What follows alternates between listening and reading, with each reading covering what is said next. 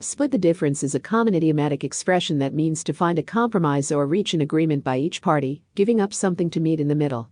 This phrase is often used in situations where two or more parties have different opinions, preferences, or positions, and they are seeking a fair and equitable solution. The origin of this phrase can be traced back to negotiation and decision-making scenarios.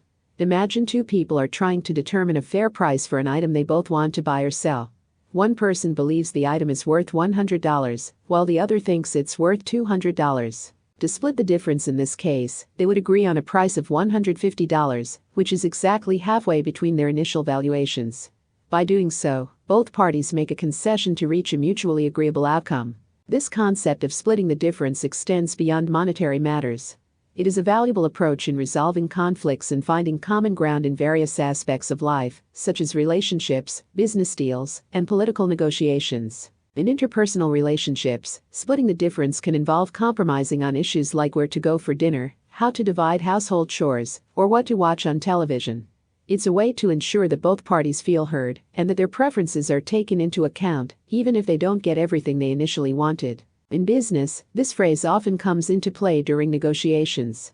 For example, when two companies are discussing the terms of a partnership or a merger, they may have differing proposals. To reach an agreement and move forward, they might need to split the difference on issues like pricing, ownership shares, or project timelines. In politics, splitting the difference is a key aspect of bipartisan cooperation.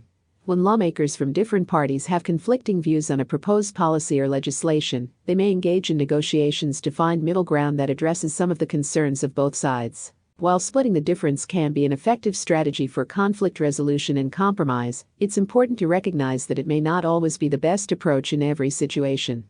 Some issues may require more creative solutions, and compromising too much could lead to suboptimal outcomes. Additionally, it's crucial that all parties involved in the negotiation are satisfied with the final agreement, and no one feels that they were unfairly disadvantaged. In conclusion, splitting the difference is a widely used expression that signifies reaching a compromise or agreement by finding a middle ground between opposing positions or preferences.